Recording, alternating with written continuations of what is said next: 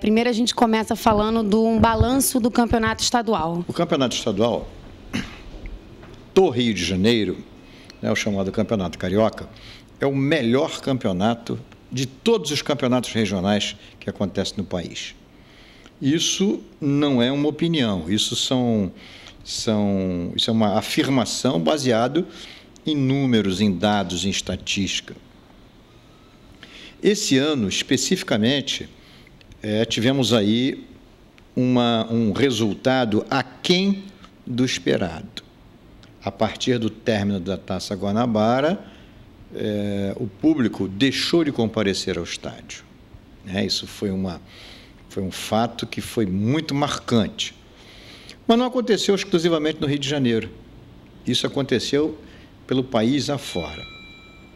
Mas, mesmo assim, com uma média de público aquém da expectativa, uma média de público inferior do ano de 2009, até o término do Campeonato Carioca, a média de público era maior do que a da Copa do Brasil, caracterizando que o Carioca prefere o campeonato estadual. O que levou o torcedor a não comparecer aos estádios? Foi realmente o valor do ingresso, na sua opinião, ou a baixa qualidade técnica dos clubes? Olha, o valor do ingresso, eu acho que não foi o fator preponderante, embora, numa pesquisa que nós encomendamos, o segundo item mais pontuado pelos torcedores foi o preço do ingresso. Particularmente, eu não acho que esse preço seja um preço exorbitante. Vou dar um exemplo. O critério de caro e barato, ele é comparativo. Ele não pode ser isolado, ele é comparativo. E se você levar em conta que R$15 ou R$20 para você assistir uma partida de futebol no maior estádio do mundo é relativamente barato. Eu acho que não é isso que você vai, talvez, aceitar ou levar em conta como fator preponderante. E está diretamente relacionado à qualidade do espetáculo, ao local onde o espetáculo é desenvolvido, a quem está fazendo esse espetáculo, à segurança, ao conforto, à higiene. Então, existe uma série de fatores que efetivamente tem que ser levado em conta quando você estabelece o preço de um determinado ingresso. Evidentemente que nós temos que sentar e discutir essa questão. Temos que discutir o valor desse ingresso, temos que discutir como que o torcedor consegue adquirir esse ingresso, que aí está o maior problema. Eu vejo que isso é um grande problema, é uma dificuldade muito grande para o torcedor adquirir o seu ingresso. A venda antecipada, ela é realizada em horário de expediente, as pessoas trabalham, tem que sair do seu trabalho, de repente, para comprar a venda antecipada. A distribuição de ingressos pela internet é uma ficção. Então, o torcedor tem toda uma dificuldade para adquirir esse ingresso, que é inaceitável.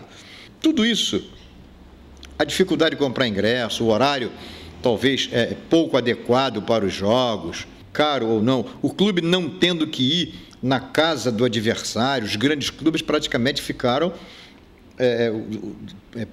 jogando, mandando os seus jogos praticamente nos seus estádios. Isso cria um desnível técnico muito grande. O desnível econômico entre um clube grande e um clube menor, esse desnível econômico faz com que isso reflita na composição da equipe, na composição do elenco. E se ele não tem oportunidade de jogar em casa, então aí fica muito mais difícil. Todos esses fatores que foram levantados pelo torcedor têm que ser discutidos de uma forma bastante profunda, com dados concretos, a fim de que nós possamos aí corrigir essas distorções. E no ano de 2011 temos aí o público de volta ao estádio.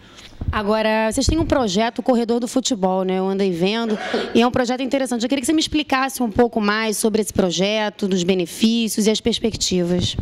O Corredor do Futebol é um projeto que nós temos para o Estado do Rio de Janeiro, com a finalidade de você, primeiro, massificar a prática do futebol no Estado, você desenvolver e interiorizar esse futebol de forma organizada e sustentada.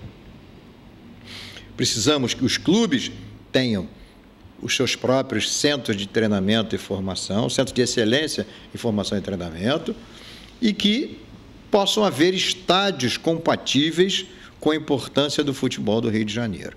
O futebol do Rio de Janeiro, ele carece de estádios adequados, para a prática do futebol.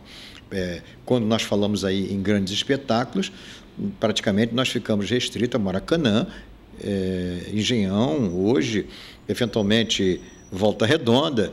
E esse corredor do futebol é um projeto, repito, em que permite aos clubes, além dos seus centros de treinamento e centro de formação, construírem seus próprios estádios, utilizando a lei de incentivo fiscal. Para isso, o São Paulo é um exemplo de um clube que se utiliza bastante dos benefícios da lei de incentivo fiscal. Então, nós temos aí feito reuniões por todo o Estado, com o poder público, com clubes, e temos conseguido algum resultado. Volta Redonda, por exemplo, vai construir um centro de treinamento, Porto Real também já conseguiu aprovar lá o projeto, já conseguiu aprovar o orçamento para a construção de um estádio. Campos vai pelo mesmo caminho, existe um clube em Campos que está praticamente finalizando, aí já teve o seu projeto da lei de incentivo aprovado, de forma... Itaboraí, vou citar, também está propenso, de maneira que Macaé está construindo o seu estádio, vai concluir esse ano. Antes do final do ano, o estádio de Macaé estará totalmente pronto, à disposição para o Campeonato Estadual de 2011, de maneira que eu posso dizer que o nosso objetivo foi francamente atingido. Você está dentro dessa mudança da Lei Pelé também, né? Acho que, se não me engano, é o único presidente da federação que está dentro desse projeto. Quais mudanças nessa Lei Pelé que vai trazer mais benefícios para os atletas? Estamos exaustivamente participando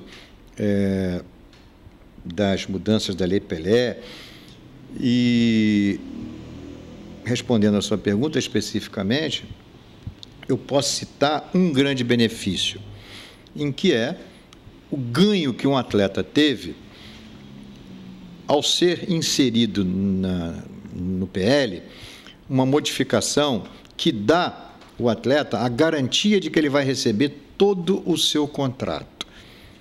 Na lei atualmente vigente, uma rescisão contratual dá ao atleta apenas 50% do que ele tem direito por todo o seu contrato. Agora, um clube que contratar um atleta e fizer uma rescisão imotivada, ele vai ser obrigado a pagar 100% desse contrato.